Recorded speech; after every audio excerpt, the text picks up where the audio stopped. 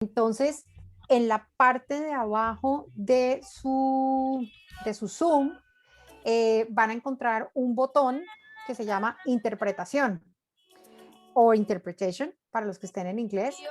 Ahí pueden escoger si quieren hablar en inglés o quieren hablar en español. Entonces, Bea va a estar traduciéndonos todo el tiempo. Beita por ahí nos está saludando. Y vamos a tener seguramente algún espacio de preguntas o respuestas. Entonces, les cuento un poquito que los que hayan actualizado su versión de Zoom, la mano ahora se encuentra en el botón de reacciones, ya donde ponían corazoncitos y donde ponían hands up y felicitaciones. Ahí van a poder tener la posibilidad de alzar su mano, haya posibilidad de preguntas. Beita nos va a poder traducir en inglés o en español. Lo único que les voy a pedir para que Bea nos pueda servir de la mejor manera es tratar de hablar un poquito despacio. Tenemos muchos acentos y muchas velocidades, entonces les agradezco que vayamos hablando un poquito despacio para que ella no pierda nada de lo que están diciendo y tengamos la posibilidad de que la distancia del lenguaje sea mínima. También les quiero pedir inmensamente, y seguramente Bob se los va a volver a decir, esta es una conversación. Y para las conversaciones, entonces, les pido que me dejen ver con quién estoy conversando. Prendan sus cámaras, estén presentes. Esta es una manera de poder decirnos, estoy aquí, estoy presente, estoy interesado, quiero conversar contigo. Así que no importa si por detrás está pasando gente, si el gato está caminando por encima de la mesa, si tenemos perros o niños que están dando vueltas alrededor de nosotros, no importa. Todos son bienvenidos.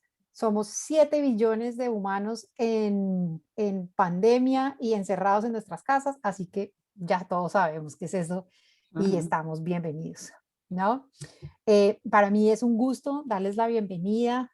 Como les decía nuevamente, me encanta ver caras conocidas. Mi nombre es Maribel González, soy la CEO del Instituto de Liderazgo Generativo para Latinoamérica y siento inmenso placer de saber que este es un espacio de conocimiento, de conversación, de compañía, de crecimiento que vamos a estar haciendo para latinoamericanos, con latinoamericanos y con la guía de nuestro maestro y seguramente de muchos otros líderes generativos que lo hemos seguido durante muchos años para el servicio y la conversación con ustedes. Entonces, el día de hoy traemos un tema que es nuevos líderes para un nuevo mundo.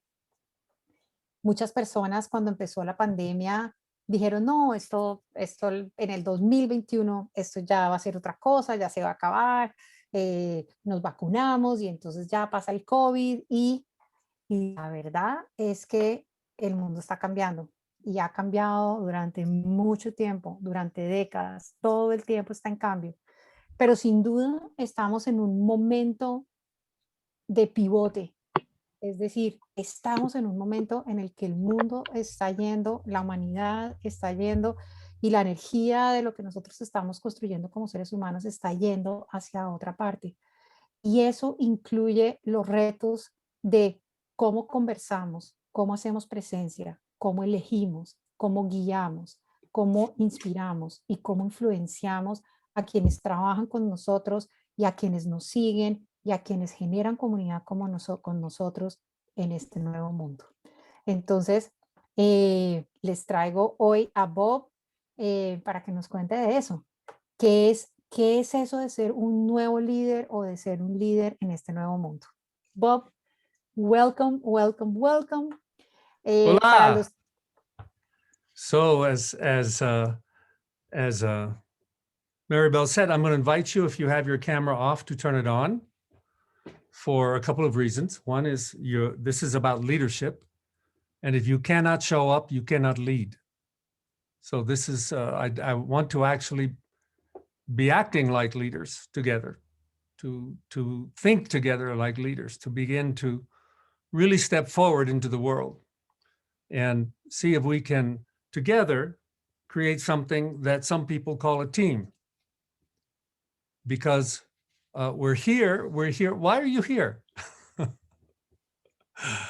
It's very important to know why you are doing what you're doing.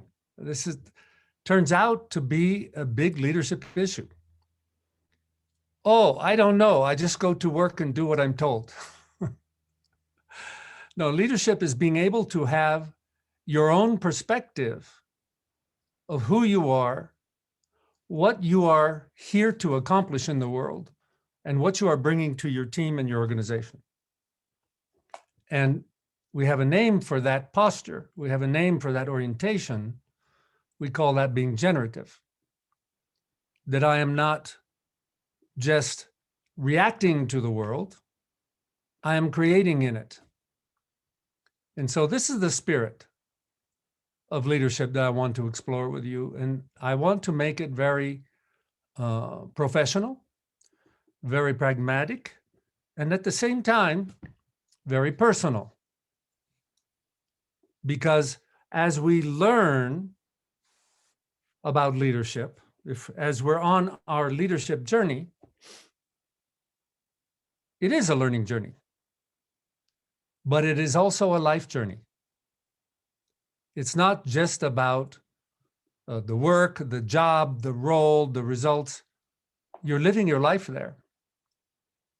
And the people that you lead are also on their life journey. And as obvious as that sounds, when you look at leadership, when you look at leaders, when you look at people who teach leadership, it always seems like your life is missing. It seems like you are in training to be a better vending machine. And this actually is part of the problem of our cultural era today. I propose to you that we really don't know what leadership is. There are thousands of books written about leadership. So how can it be that we don't know what leadership is? If we actually knew what leadership was, we would probably only have about a dozen books. The thousands of books actually show that everybody is trying to understand this question. So I'm going to begin with asking you to take a little journey with me in this 90 minutes into this question, but not a theoretical question, a pragmatic question. Why are you here? What are you going to do with leadership? If we had a magic wand and we said, boom, you are now a leader, what are you going to do with it? What is going to happen in your life? What is going to happen in the world? What is going to happen with the people around you? And I think those are important questions for us as leaders. Because one of the characteristics of leadership, you have to exercise power. You need to want power. This is actually one of the blind spots of our culture, is we think many people are like, I don't want power, I just want to do a good job. Because we have a misunderstanding of what power is. Power is the capacity to make something happen. It's not good or bad. You can use it for good, you can use it for bad. If you want to lead, you need to want to have positive power. And if you're going to say, I want to have positive power, I have a question for you. For the sake of what do you want that power? What are you going to do with it? What are you going to be responsible for? I have some proposals for you of what the concern of leadership is that I think will resonate with many of you. And it has to do with our topic today. New leaders to create a new world. And that may sound grand. That may sound abstract. I'm going to make it super concrete. I'm going to show you that not only can you create the world, you're already doing it. And if we understand that we already have that power to create the world, then we can begin to look at our ambition for the kind of world we want to create. So we have a couple of important questions today. What is leadership? Really? What is a leader? Really? And what is a world? And what is the kind of world we want to create? So if we're going to talk about creating a new world, we need to understand, why do we want to do that? Because the old world, the current world, has a lot of suffering. It has a lot of waste. It has a lot of challenges that have not been met. In other groupings, I talk to many people who I discover are refugees from the organization. Why? Because they could not find life there. Why is it that the organization and the leaders who create them create places that people don't feel alive? Why is it that the Gallup people who do worldwide surveys from their data say that 70% of employees are not engaged with their work? Interesting. It sounds like an employee problem. I propose to you that is a leadership problem. Why aren't people passionately engaged with the work they do and what they create in the world? I believe this is an important question for us as leaders. So with this provocative beginning, I need to know if you're there. I need to know if we're really connecting here. Can you give me a high 10 if we're really, I need to see if you're with me, that I'm not talking to a cardboard cutout or people that okay, fantastic, thank you. And so I have another invitation. I am going to start from the very beginning, giving you the secrets of the universe, the secrets of the ultimate leadership. The first secret is breathing. Take a deep breath. I really mean it. Take a deep breath. This is one of the most powerful leadership moves you can do. So many people get in their head, get tense, react, have challenges. Sometimes we need to just take a deep breath and become present. And remember that the leadership journey is a learning journey. So when I ask you to take a deep breath, I'm also doing it for the sake of learning. And so when you take that breath, we're not doing it for the sake of breathing. We're doing it for the sake of relaxing and opening, getting out of our head and actually being present for what's really going on. One of the challenges for leaders is they have a history, and our culture has has created a history for many people where what they do is they think a lot and they try to figure things out. And they work very hard at that, thinking it's leadership, and it's not. So I'm going to ask you if you have anything to write on, a piece of paper, just to write down a few notes here in this moment in response to the question, why are you here? Is it about career? Is it about success? Is it about contribution?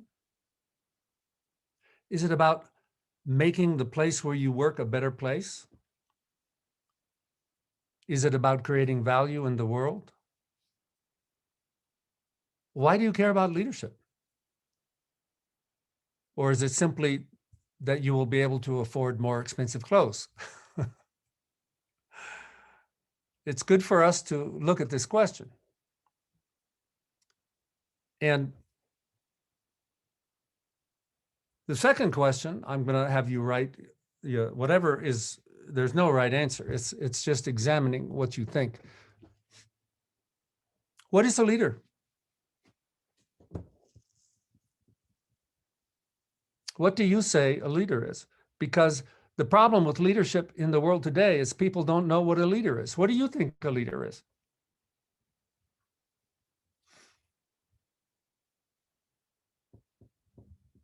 Are you sure you know? Because we have a lot of interpretations about leadership that are mistaken, that don't produce the results of leadership. So, for example, sometimes people think, well, if you have the title, then you're the leader. But don't we know a lot of people with titles that we look at and say, that's not a good leader?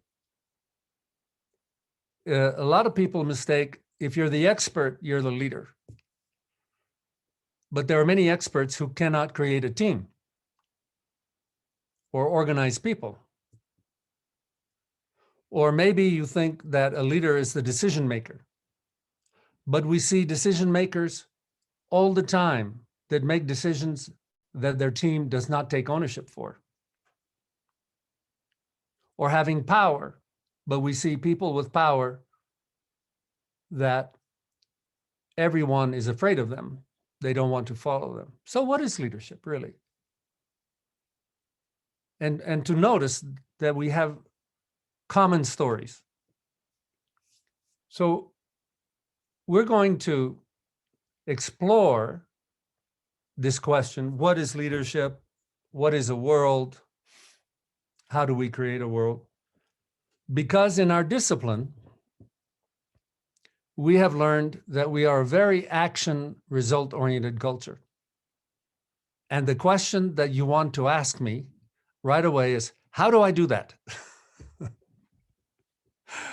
How do I lead? Tell me how, show me.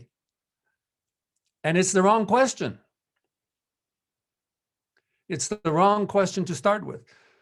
The first question we need to ask is, what is something? Because if we don't have the right what's, our answer to the question how will be wrong. And so we're going to take this question, what are these leadership and world, seriously. And I'm going to keep reminding us for something that often gets left out when our expectation is we're going to learn something technical or get tools or have answers, that leadership is about people. Leadership is about life. And where does the leader meet the world? The leader meets the world in the world of action and results with other people. It's all about the people. If you know a leadership approach that does not include people, then you have a lot of problems in your organization because we're looking in the wrong place. So let me start with world. We're going to wind up here and we're going to do some questions and interaction around what I'm going to show you. I have an invitation to you that by the end of this webinar, you will have a new point of view about leadership that will enable you to see what's missing in the world that you didn't see before and have a sense of the actions you can take to deal with what's missing. I think that's what we're always looking for when we want to learn. So I'm going to begin here with the question, what's wrong with the world we already have? Well, I know we have COVID, But what was wrong with the world before COVID? Why do we see organizations that struggle to survive? Why do we see teams in which people have no vitality and ownership? Why do we see organizations where the mood is contraction?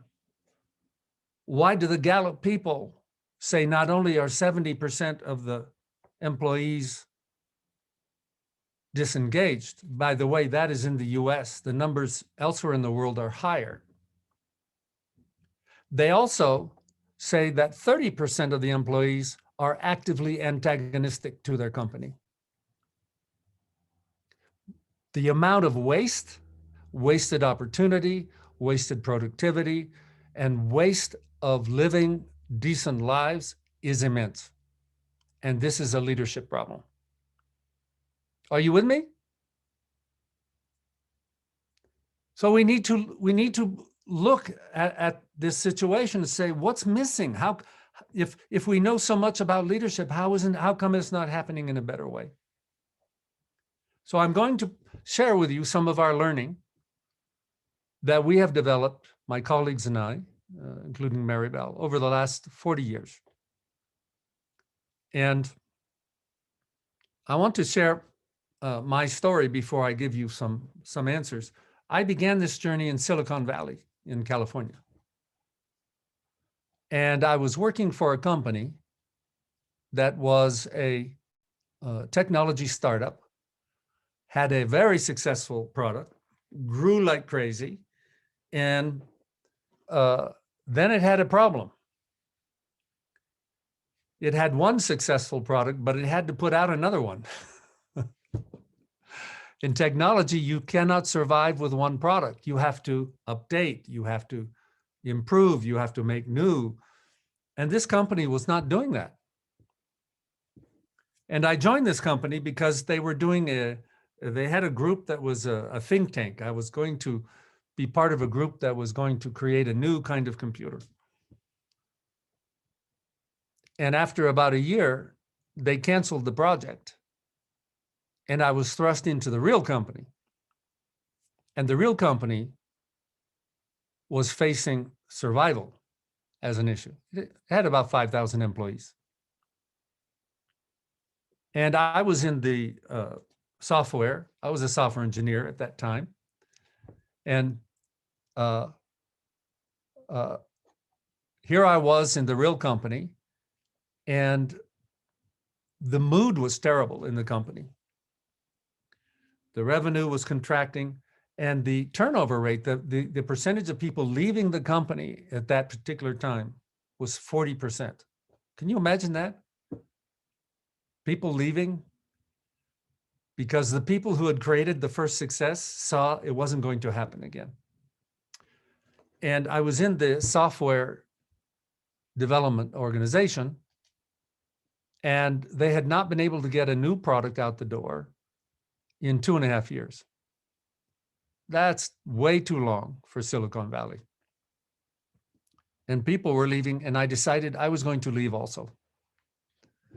And I went out, and I actually got a job offer to be a manager. I had learned something in the pain of being in a negative spiral organization, that instead of hoping to find a good place to work, I decided I wanted to become a manager and create a good place to work. But it wasn't going to be here. So I was out the door. And they brought in a new vice president to change things. And he did an exit interview with me. I'd never done an exit interview before. And I didn't know what to expect. He asked me this question. He said, "Tell me everything that's wrong around here." And I had a very good time. I spent 20 minutes explaining everything that was terrible about this company. And then he did this trick on me. He said, "You know, they hired me to change that. Why don't you stay and help me?" I didn't expect that. It was a surprise. It threw me because now I had to make a choice. And I had a sleepless night. And then I came back the next day and said, I had been complaining about the company. I was going to leave the company. And I decided that I was going to stay and help to make it a good company. Because I'd been complaining, I was going to take responsibility. I didn't know how, but I was going to try. And 2 months later, he made me the program manager for software engineering. I was now responsible to organize the work, to do the planning, to deliver all 35 products of the company. And this was the problem. They had not been able to deliver a product in 2.5 years. And I'd never done this before. But me and my big mouth, I took on the challenge. And I interviewed 10 people with MBAs. And I said, if I get an MBA, will that help me do the job? And they said, no, you will just learn business models and, stuff if you were a CEO, but not how to turn around an organization.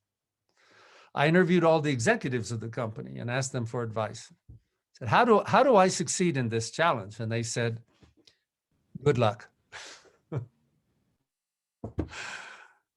And so I was working hard. I was doing planning, but I had no confidence. I knew what I was doing. And then I ran into a workshop on communication. And I said, I should take this because the story in the company was, we don't communicate around here. And in that workshop, they asked me the question that changed my life. They asked me the question, what is action? And my first reaction was, well, I don't know the answer because I did not study the chapter last night for the quiz. And then I took a breath and said, I'm a smart guy. I've been doing action. I had 2 degrees from a top university. I had been, and then that was when it hit me. That is when I discovered my blindness and the blindness of our culture. Because I realized that everybody else in that room was probably having the same reaction. They could make up an answer, but they did not know the answer. Amazing, yeah? That's what we call a blind spot.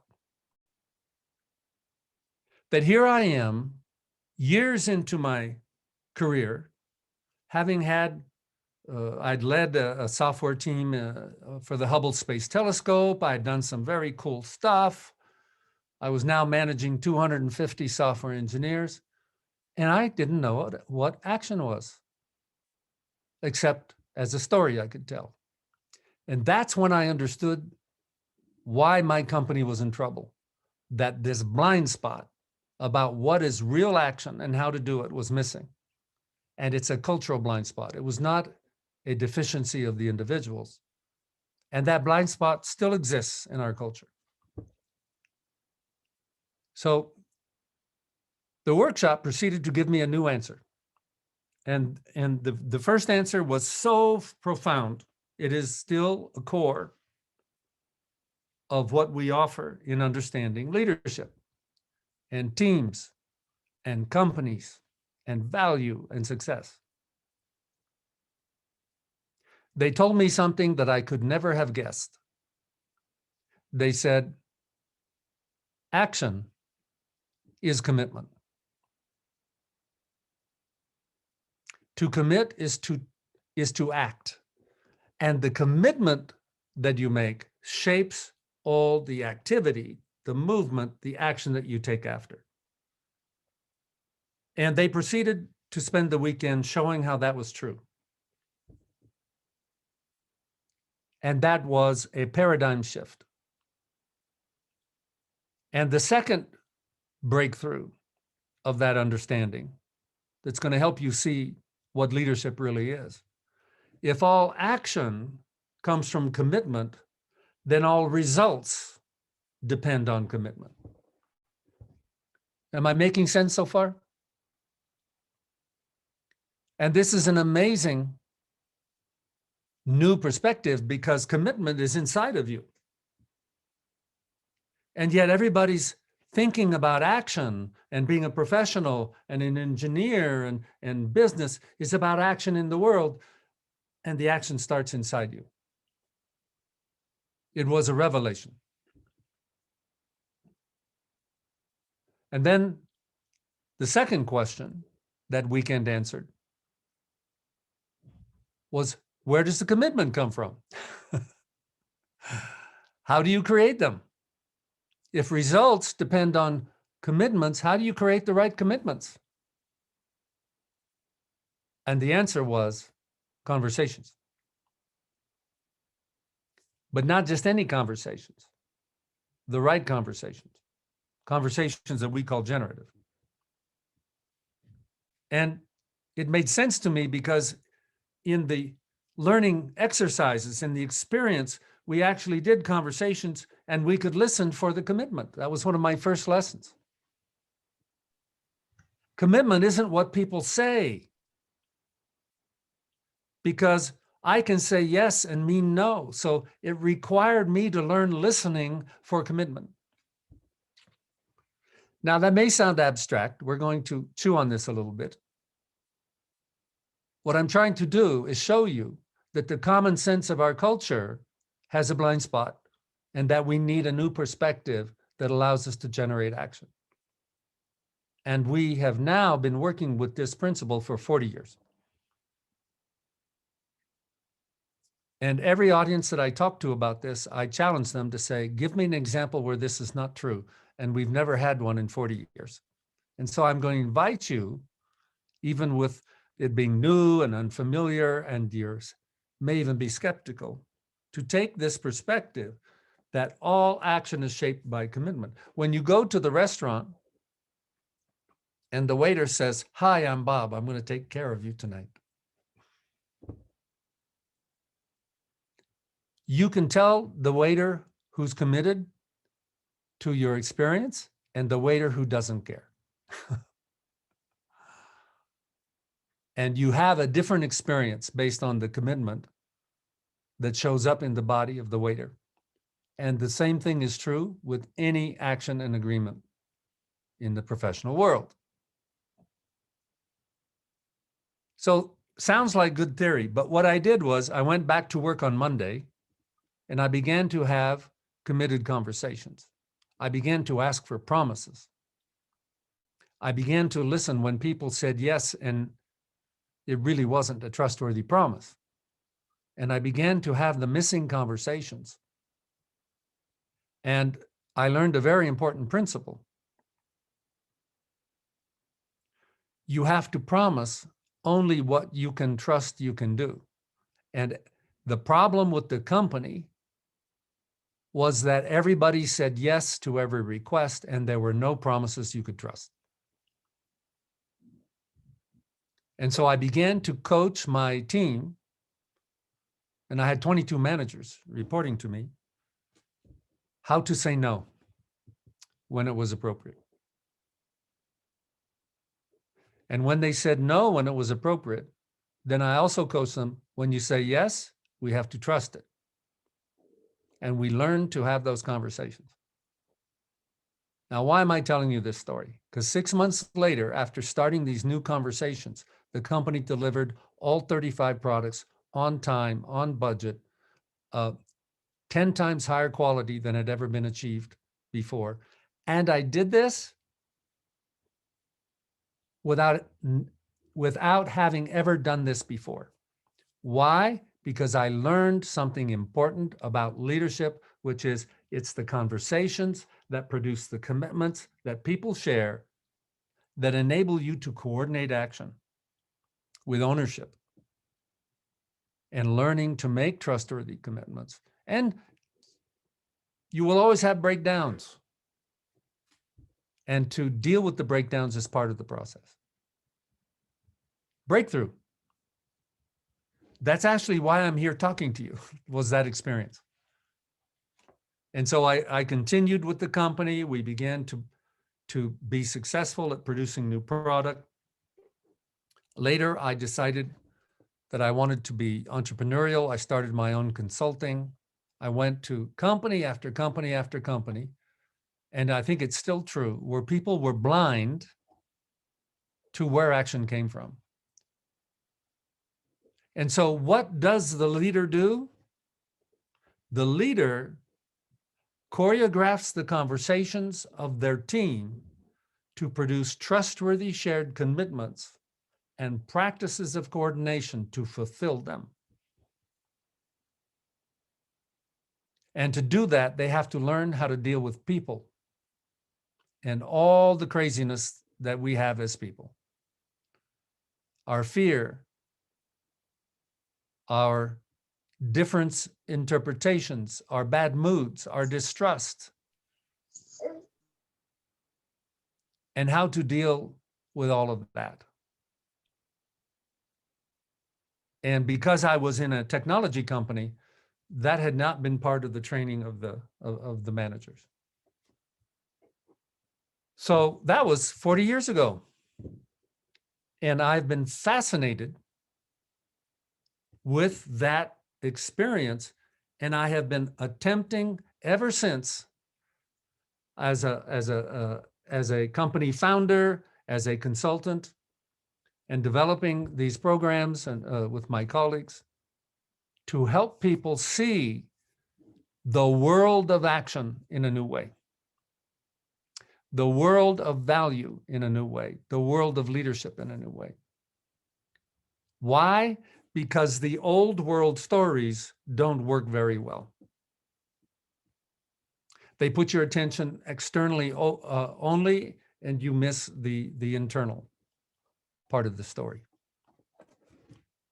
So with that background, let me share a little bit about this new way of looking, the new leadership that we're talking about. Let me compare the old world and the world we're going to. What is the common sense of our culture today? We have several big breakdowns in the world of organizations and leadership. One breakdown is almost invisible, but it affects everything. And it is the breakdown that the way people think about action and leadership is like mechanical process. That you have units of production and you control them in an engineering way and make processes, and people are units of production. If you don't believe me, just go to a company and find that they have a human resources department. They don't have people departments. They have human resources departments. We're already in the mechanical point of view. We're already using people. Instead of starting with people to build excellence, we try to make them cogs in the machine. And we see the huge waste in that, the disengagement that the Gallup people discover. If you look at the Gallup survey, by the way, they have 12 questions that they use for the data that they produce. 10 of the questions are simply about conversations that happen or don't happen. When I discovered this, I said, well, it validates that leadership is about having the right conversation. We would have engagement if we had missing conversations. So what is the world we want to create? Before I do that, let me get clear about what I mean by the word world. One of the blind spots of our culture is we think there is only one world. You know, this big place that we all walk around in, it's the world, right? That's not the world. That's what philosophers call the ontic world. It's only the world of things. But that's not the world you live in. The world is what you see. The world are the relationships you have with what is outside you and how you move in it and what you produce. And everybody has a different world. Professions have different worlds. For example, there is the world of the physician. It's not my world. If I had been trained to be in the world of the physician, I would see bodies differently than I see them now. I would make different assessments. I would have different concerns, and I could make different promises. So the world, and it's called the ontological world, is the world that is seen by a human being. You see, the problem we have with the one world is it leaves out the human being. It leaves out the observer. And if we can only have a world that is seen by an observer, you, then everybody sees a different world. The world of Bob is different than the world of Mary Bell. The world of every team is different because groups of people create shared interpretations and shared practices within which they see their world and act in it. And so what do leaders do? Leaders produce shared worlds in which value is created, in which people can have a learning journey and a growth path and a life journey and not simply be a machine in a production process. That begins to show the world we want to create. Healthy human beings, because all value from human action comes from people. And if we can create groups of people that discover how they can create the future together, to create value together, to create meaningful experience together as teams and professionals,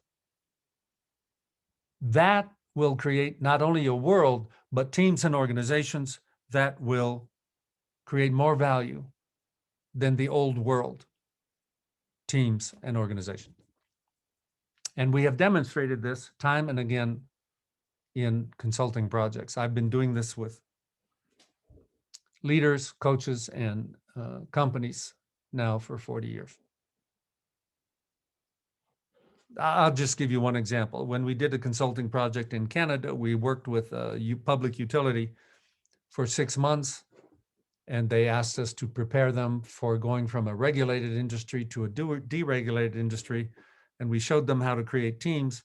And as a side effect of the teams we created, we had the department we worked with saw how to save $6 million in a $60 million budget in 6 months without firing anybody, because they had new eyes to see action with.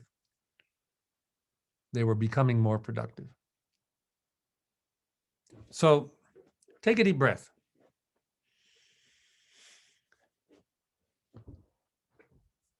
Let me ask you about your world. What is the world you see in the world of action and leadership and teams? Is it a world with unlimited potential, or is it a world of difficulty? Is it a world that is waiting to blossom, or is it a world full of challenges? Is it a world in which you create the future and value satisfaction and meaning with your colleagues, or is it full of tasks and getting things done and feeling exhausted? Too often, the second thing I mentioned is the world that people see today. Because again, we're blind to what are the conversations and the practices and the skills to see this different world and create it together.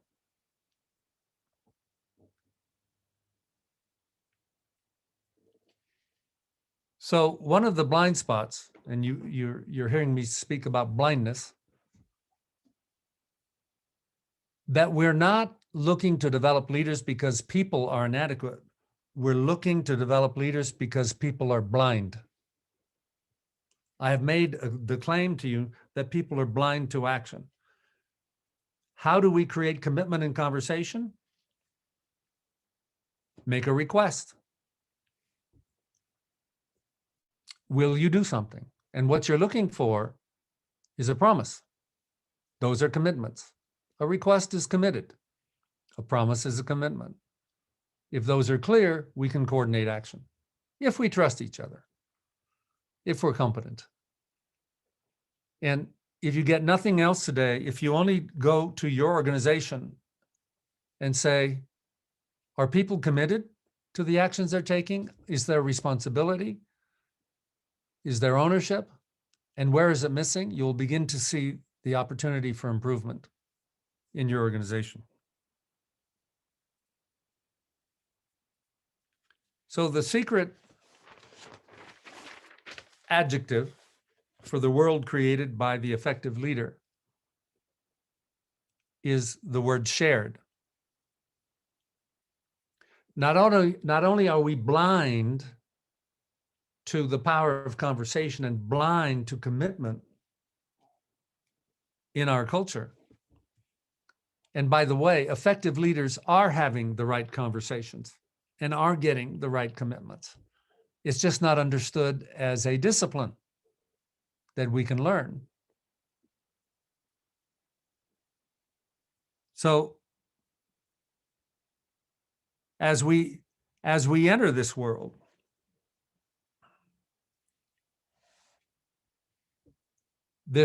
of shared, I'm going to be laying out how do you produce the shared commitments that allows action to be well coordinated.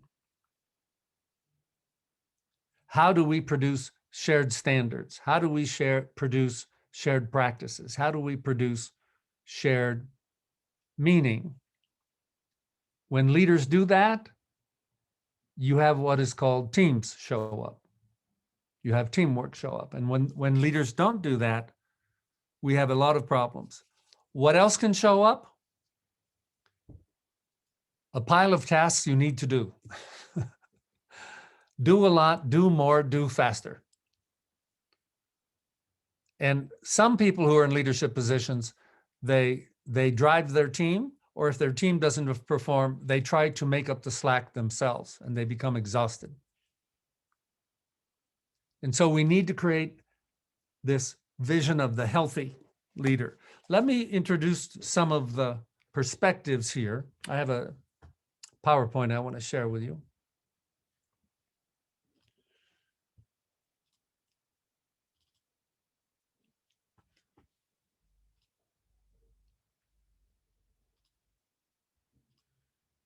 Hang on a second. I always have this challenge of technology. There we go. So let's look. I'm talking about this view of leadership. The first thing I want you to know is in our discipline, in our 40-year journey, we see that leadership is not simply a position. It's not simply a promotion. It's actually a profession. Leadership and coaching leaders are professions. We have the standards to make professional promises. And I've been sharing with you that we have blind spots. We actually identify action as a blind spot, that we don't see what we need to see. Learning is a blind spot. Value is a blind spot. And this is not an amazing thing. If you were going to medical school to be a physician, you would begin with your blindness of what you don't know. And then you would begin to learn. Leadership is the same. But since we're dispelling blindness, we need to have new ways to see the world of the leader, the world of the healthy organization. And so the first thing we talk about is the kind of observer you are. What do you see? Do you see work as tasks to be done or as promises to be fulfilled with customers?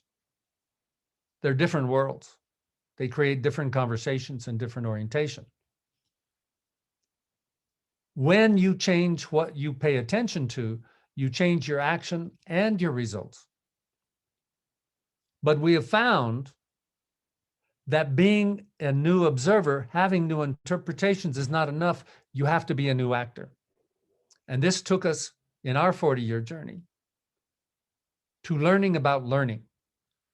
That you cannot learn leadership as concepts, you have to learn it as skills.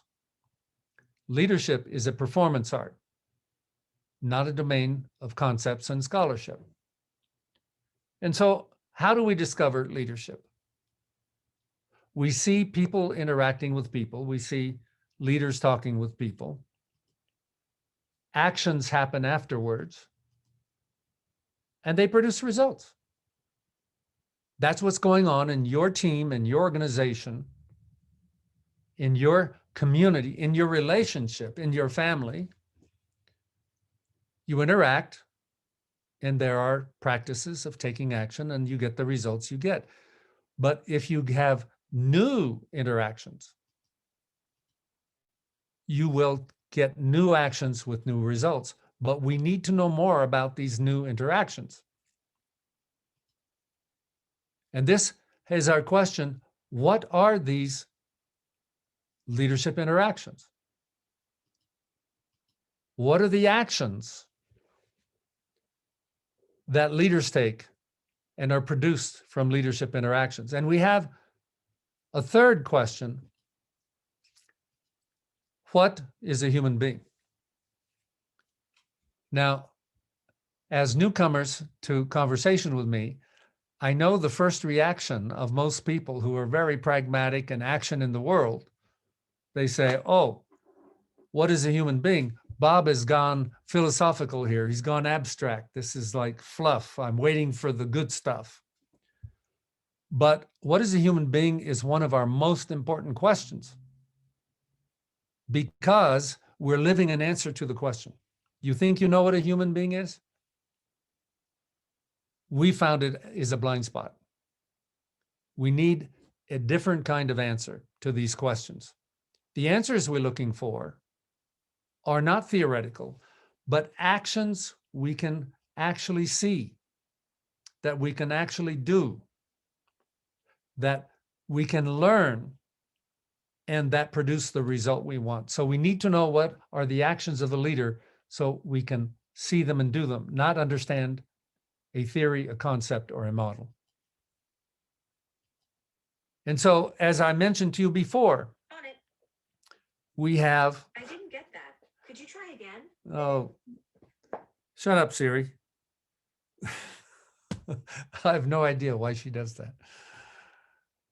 And so the common sense of our culture is we take action and it produces result. That is the task orientation.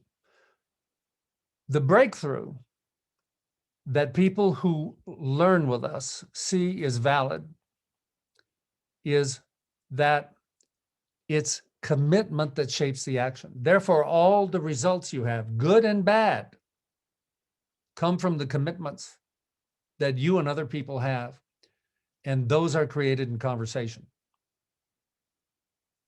Now, this can be unpacked when we ask for a promise and we make a promise. That should shape the action, right?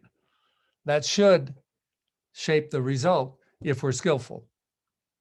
But we have to make the right request. We have to get the right promise. We have to make one that's trustworthy, and we need to know how to coordinate. But if we include all that, this principle is the breakthrough for leadership, because it's saying something very important, that is this new observer that I'm introducing you to about leadership, that all results come from prior conversations, all of them. The good results, the bad results, and the so-so results. They come from conversations that we have, conversations that we don't have, conversations we do well, and conversations we do poorly. And so this defines the world of the leader. The conversations and commitments that are connected to the results we want to see. But this isn't everything. We've also learned that the energy, the passion, the ownership comes from what we call care. Care is that internal state of what matters to you, what is important to you. And both care and commitment are internal states that shape external action and results. And these have been blind spots in our culture. We have been learning and working with this for 4 decades. So when we see that, there's something about care that is not simply, many people, when they think about what they care about, they think it's only a personal matter, that it's not really important for action, that it's really not out there in the world. And that's not true, because every action you have care or not, like the good and bad waiter. And so value is what every organization wants to create and learn to create. But value, if you have a results that is valuable and you don't care about it, it has no value. It comes from care, the care of the customer, as well as the care of the team. Satisfaction. If you have a result that's satisfying, but you don't care about it, it's not satisfying. And so value and satisfaction are what make business successful. And yet we have to begin to understand this inner world, listen more deeply to human beings, and then meaning. Do you want to have meaning in your life? Do you want to have a meaningful life? Do you want to have meaning in your work? That if you have a result that's very meaningful and you don't care about it, there's no meaning. And so this discovery of care is the foundation that, along with commitment, is shaping the results we have. The care is creating the value, satisfaction, and meaning. Now, right now, this probably looks to you like a model, but I want you to reflect in your life. What do you care about?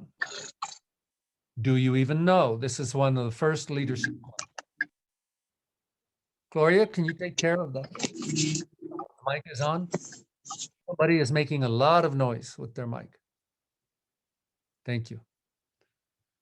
And so just a couple of more steps here, and then we're going to allow you to have a chat to see what is making sense to you. Remember, I am introducing you to a new perspective. And this perspective we have been working with and developing for 4 decades. So now we see we need to pay attention to conversations as the source of all action and results, and what we care about, and what the customer cares about, and what the team cares about. And how many teams or organizations have you worked with where you talk about what we care about? It's a missing conversation. Now, this shows up in 3 dimensions, and we've seen that people get confused. Another blind spot as leaders and professionals, that we want results in the world. And that's what we talk about, and that's what we do. And it's numbers and work and no. But all results in the world come from people coordinating together. We call that the we space. And this is the world of the leader. The value creating world of value in the world comes from the conversations and coordination of people together. But in order to do that, in order to be an effective leader, you have to learn the skills of the leadership observer, the actor, and the conversations in yourself.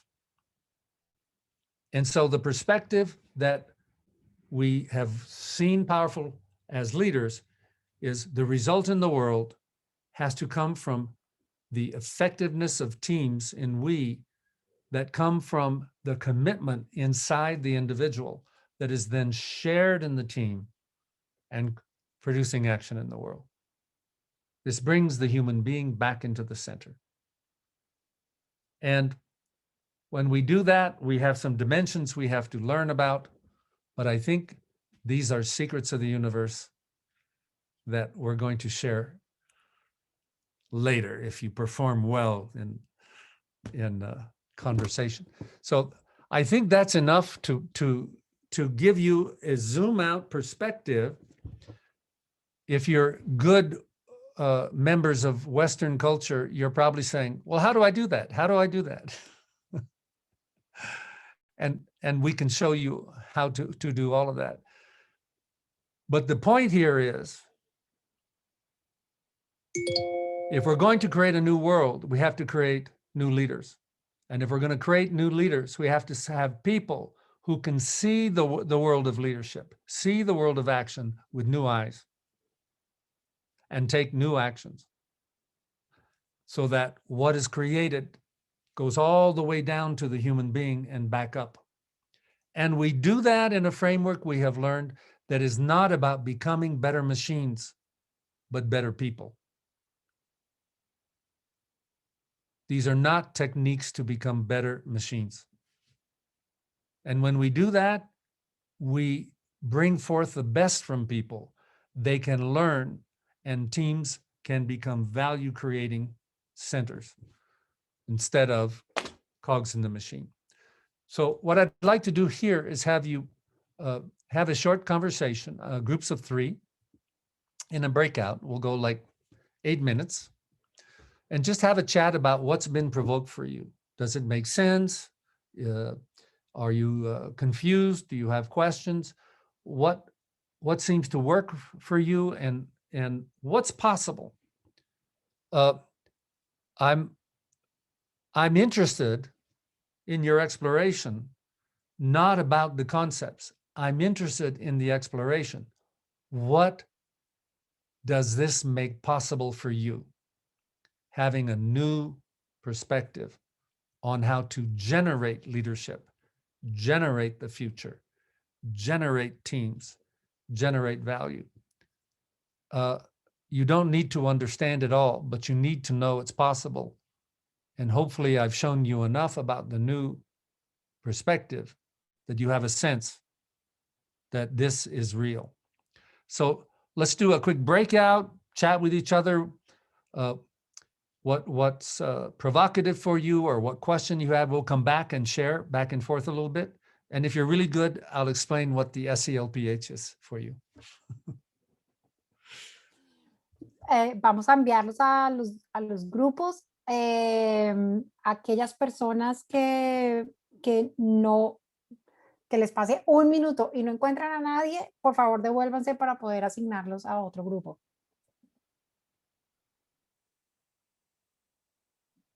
Mándalo.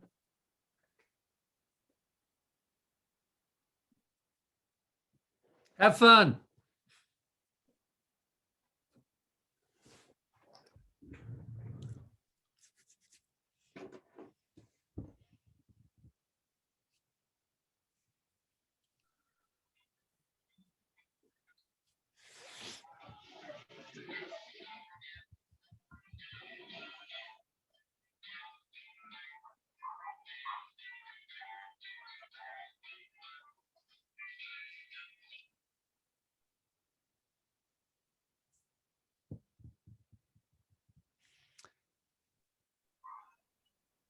We need to take care of it. Vamos a ver cuántas personas quedaron y cuántos no se fueron.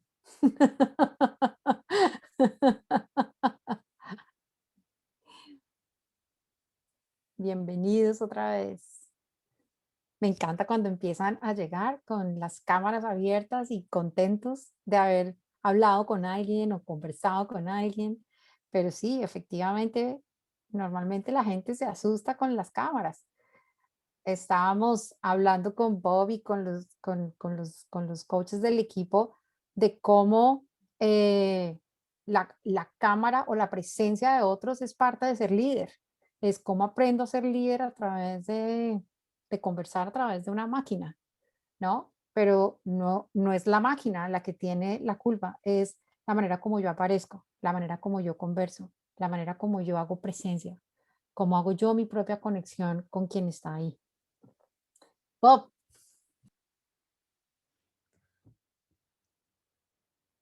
So let's chat. What has been provoked for you? What are your questions? I want to celebrate a little bit. I have an entire screen with everybody's camera on. It's fantastic. So what? Yeah. So what is being provoked for you with this new point of view? What is possible? This is the leadership exercise to say, I want to talk. ¿quién nos quiere compartir lo que vieron en la conversación?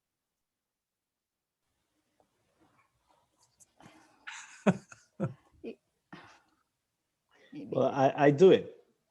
Dale, no necesitan hacerlo en inglés.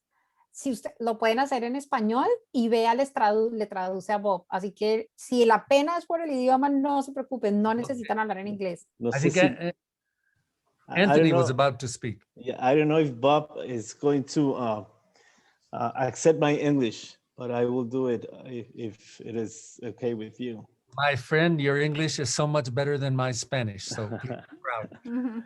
Well, actually, in the meeting room, I had two coaches. I had Daniel de Batista from Uruguay, and Claudia from Colombia.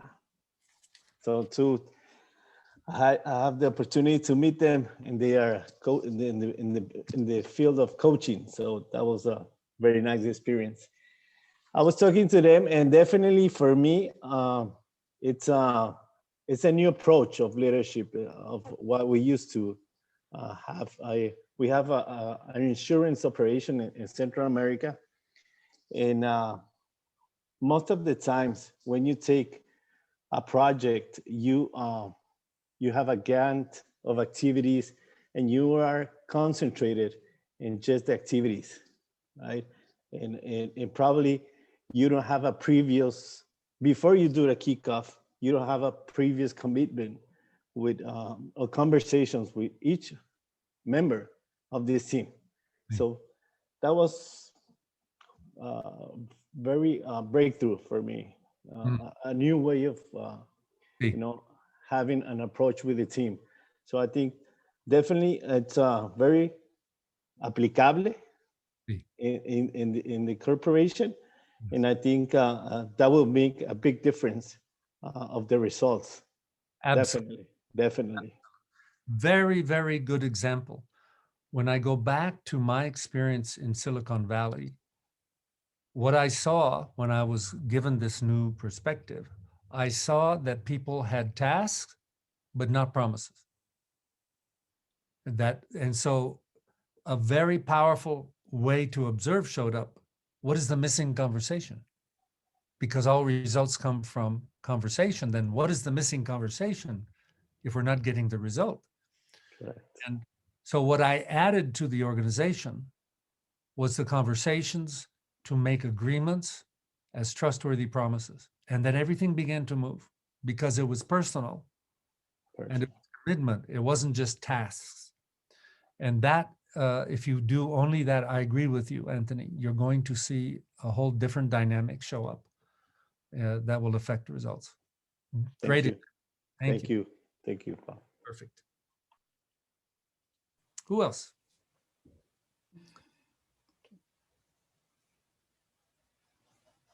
I wasn't provocative enough, I think. Me. No, I'll try it in Spanish first, and then I'll try it in English. Okay. I was with, no, yo estuve con Cecilia de Chile Y básicamente coincidimos en prácticamente todo lo que pensamos.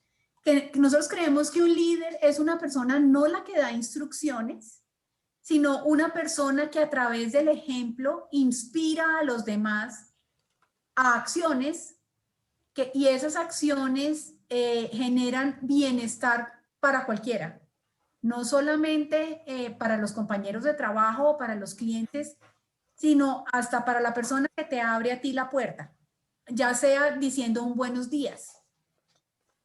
Entonces, eso, un buenos días, uno no se imagina lo que le cambia a la persona que te abre la puerta al día.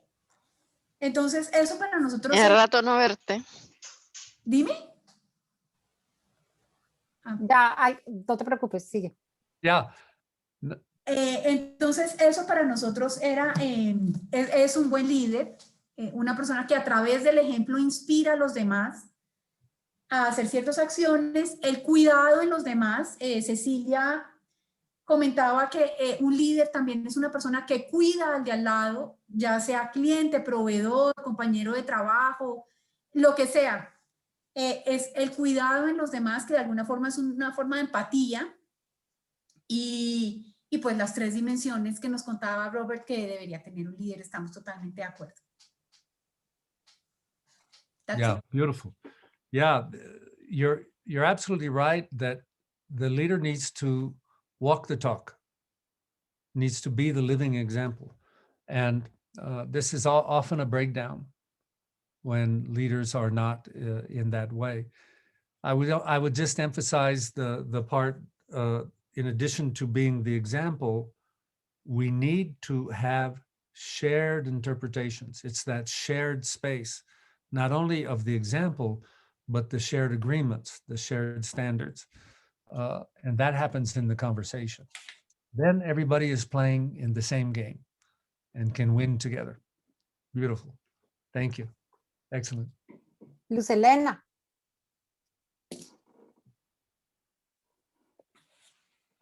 Ya puedes hablar. Maribel. Sí, Hola. primero Luz Elena y después Alex. Vale, gracias. Gracias.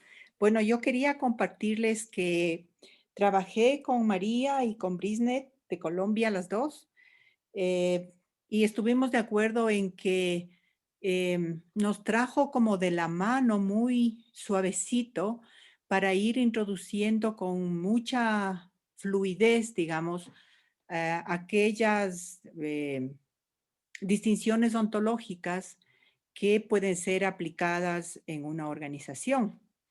Y nos encantó cómo fue introduciendo la importancia de las conversaciones que les llama generativas, ¿no? Porque dentro de estas conversaciones generativas, cuando hay mucha responsabilidad de quienes las están generando y se apropian de ellas, entonces ya el trabajador en organización, en empresa, ya no es uno más, no es una cosa mecánica como él apuntaba, sino es alguien que se responsabiliza con el equipo para llevar adelante la tarea y que en realidad esto le da como sentido, le da sentido a la persona y le da sentido al equipo. Entonces eso nos encantó, las tres estuvimos de acuerdo en esto. Y para mí personalmente fue muy importante porque les comentaba que yo estaba dando un taller en la Cámara de Comercio de Quito, yo soy de Ecuador, donde el taller yo lo llamé de conversaciones efectivas. Y entonces yo uso justamente el ciclo productivo de la empresa y dentro del ciclo productivo puedo ilustrar qué tipo de conversaciones están teniendo los equipos entre sí para poder tener conversaciones que les hagan ser más productivos. Así lo estoy yo enfocando, ¿no? Entonces, el escucharle ahora a Simon, me parece que me ha agrandado, digamos, el espectro, ¿no? De cómo se puede una conversación, en mi caso efectivas, en el caso de él generativas, que me encanta el nombre generativas, poder potenciar mucho más a los equipos y en general a la empresa, ¿no? Entonces, me ha gustado mucho. Muchas gracias. Sí. Perfect. Yes. What makes a conversation generative are the acts of commitment in language. So, for example, the promise is the source of action. If you're not committed enough to make a promise, you're either incompetent or uncommitted.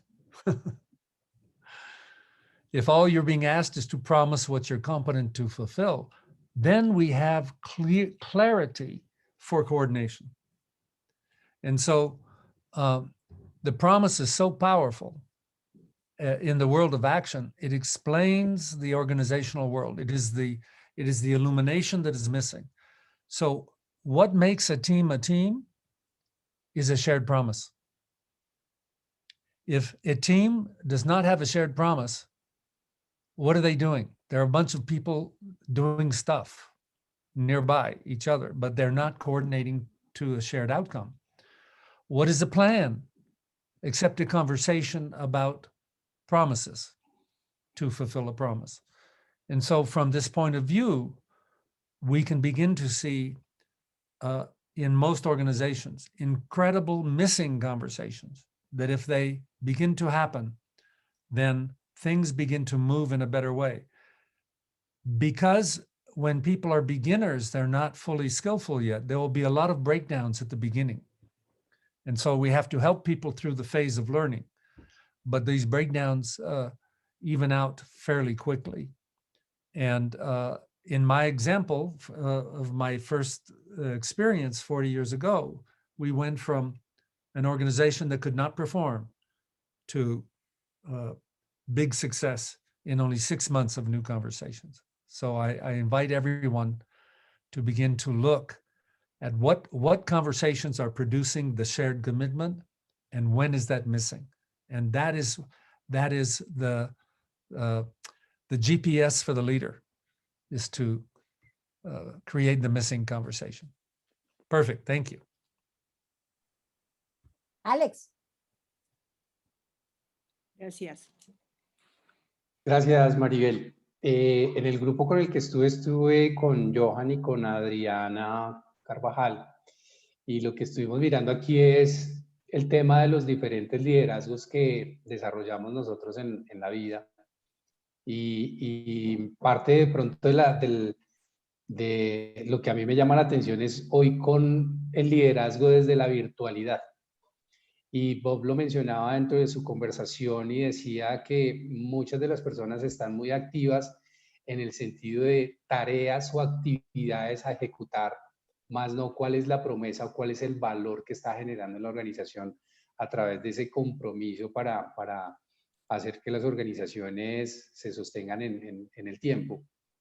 Y me llama un poquito la atención y es cómo acompañar a esos líderes hoy desde la virtualidad, en donde el contacto físico y el inspirar debe ser de una manera distinta para yo poder proyectar también eso que quiero que el equipo haga. I love it. I'll offer a couple of comments. One is the virtual world is a gift because we can accompany people around the world as long as they have the camera, yes? And then instead of having the camera be the TV that I'm used to, we have it be the place of connection. So I'm going to do a very important piece of coaching with you, Alex, to see if we can actually touch each other's body. Can you take a deep breath? Do it right now. Take a deep breath.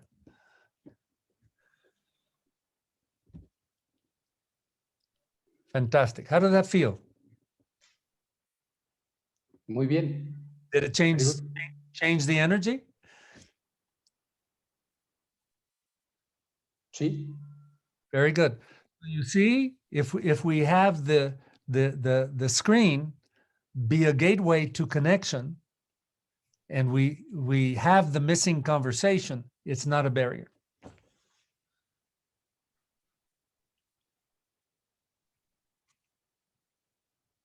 Okay. a place to play, a place to learn. Thank you. Gracias, Bob. Thanks.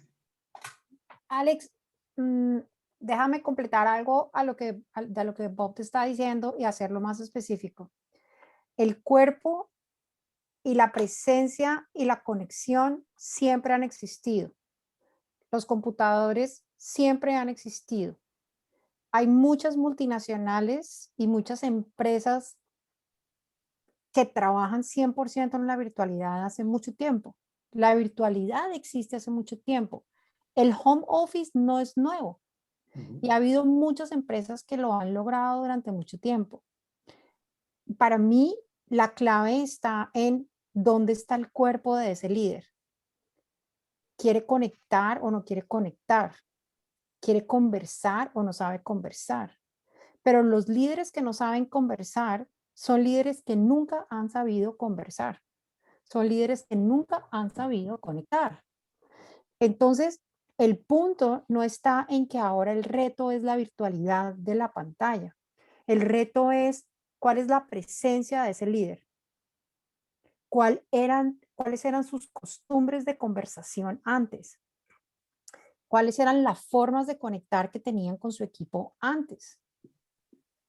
Porque y adicionalmente hay otro punto que también es importante y es los resultados siempre también han existido, pero había muchas personas que pensaban que porque sus supervisados estaban calentando asiento, estaban siendo productivos.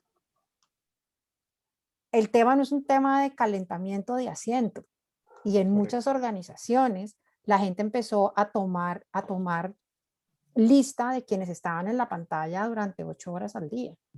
Entonces el punto es cuáles son las conversaciones, cuáles son los espacios de conexión de ese líder, cómo está manejando sus promesas, cuáles son los niveles de seguimiento que le hace a los resultados que las personas están manejando, pero adicionalmente cuál es ese espacio de conexión y de presencia que tiene, porque el espacio de conexión y presencia está o si estamos en lo físico o si estamos en lo virtual.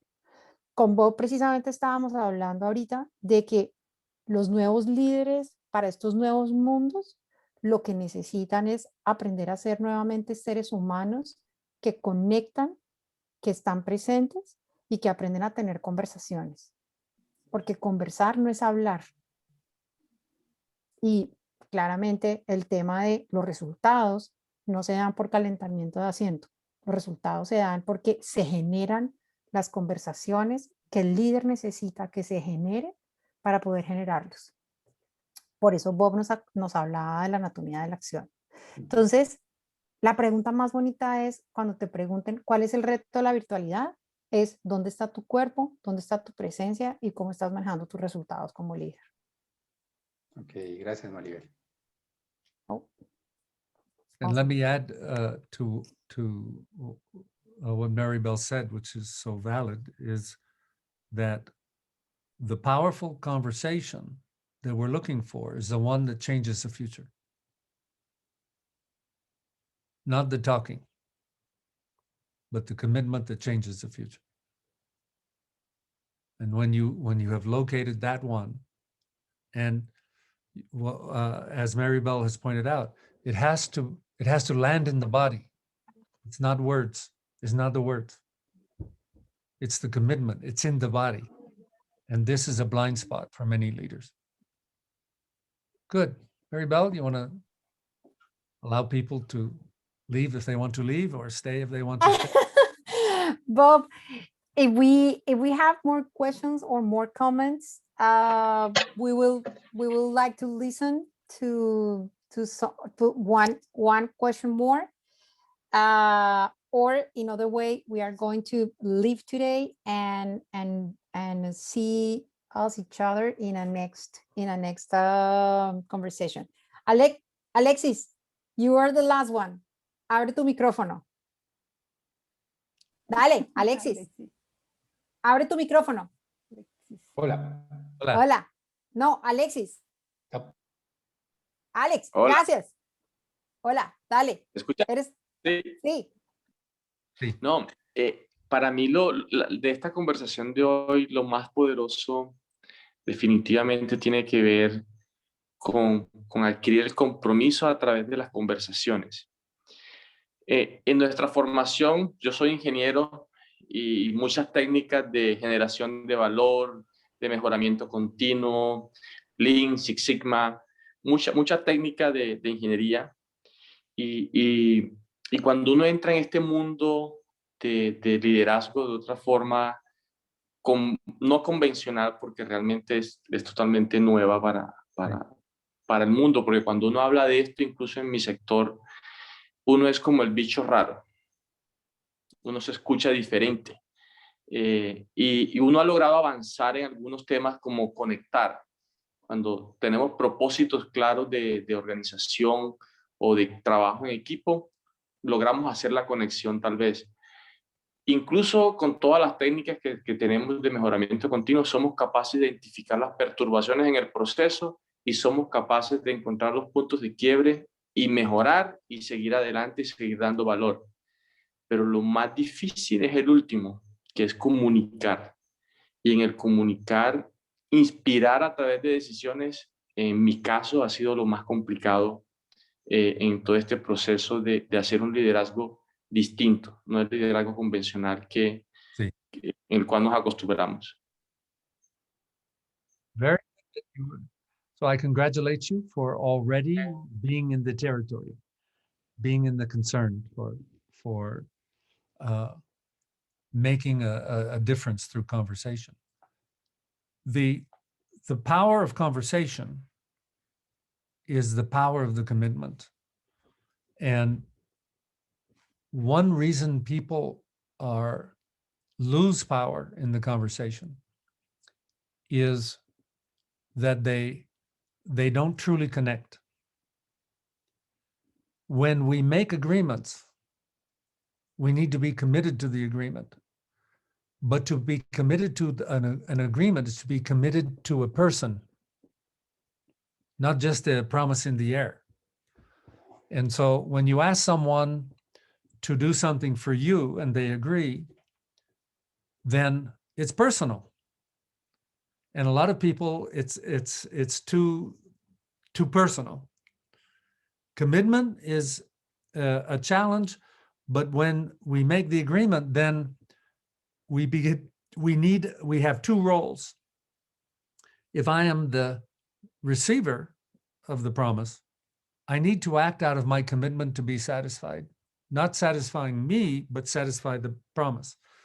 So I'm here to help you, but I'm also here to tell you if you're not doing your job. And if I'm the performer, I am committed to satisfy the person. And so we need to really learn how to be effective, safe, and even comfortable in this very real world of agreement. And sometimes it takes a time for learning. But the reason in my story in Silicon Valley it worked, the promises made to me created a future that my future depended on. And so I took the agreements very seriously. And it's not that we didn't have breakdowns. Of course we have breakdowns, but we act like we own the future together. And that is a different mood than, yes, I'll try, or that would be good, or I'll get to it later. That is a disconnected way of being in the world of task without commitment. And so earlier when Luz talked about the conversation, we need to walk the talk, but a lot of people are either afraid of the personal connection, or a big mistake is they think you have to be tough. And you don't have to be tough. You just have to be honest and simply say, if we have a breakdown, let's get back on the same page and really work together to keep our agreements. And so I learned I had to help my team. I had to help them say no. I had to help them declare breakdowns. I had to help them recommit. I had to help them not be afraid when we had a problem, because We own it together. And so I see you are working there. And you also mentioned something that is one of the challenges of the art that we're talking about, that sometimes we show up weird. The way we don't show up weird is we get clear, what do we care about together? What are we committing to together? And how do we manage our commitment together? When that's clear, it's not weird. It's actually comfortable that now we're clear, rather than maybe and do I trust you, and so a lot of learning for organizations out there, and I really applaud that you're already out there working at the edge. Keep it up. Thank you. Súper. Bueno, pues muchas gracias por haber estado aquí con nosotros. Ya se nos acabó el tiempo de hoy.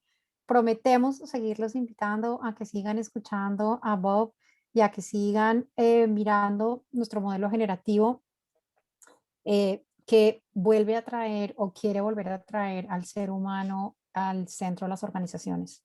No solamente porque somos los que las movemos, sino somos realmente porque somos los que podemos generar el compromiso con este mundo nuevo del que estamos hablando.